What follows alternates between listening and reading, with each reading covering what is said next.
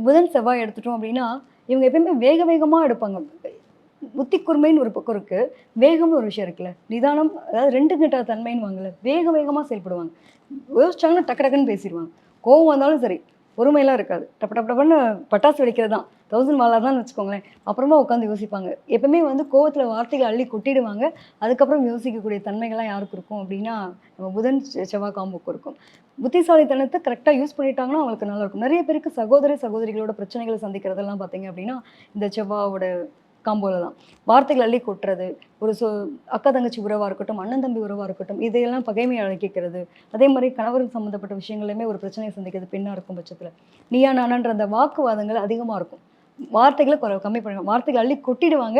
திருப்பி அள்ள முடியாத ஒரு விஷயம்ன்றத புரிஞ்சுக்காம இருக்கக்கூடிய நிலைகள். இவங்கலாம் இயங்கக்கூடிய பணி. நெறைய இன்ஜினியரிங் ரிலேட்டட்ல கம்யூனிகேஷன் தொடர்புன்னு சொல்லும்போது, இவங்களுக்கு அந்த செவ்வா பலமா இருக்கும்போது, இன்ஜினியரிங்லயே நம்ம நெறைய இன்ஜினியரிங்ஸ் பாடி பார்க்குறோம் இல்லையா?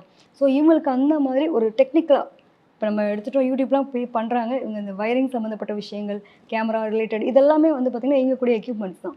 ஸோ அந்த மாதிரியான இதுலலாம் இவங்க பண்ணும்போது ரொம்ப நல்லாருக்கும்.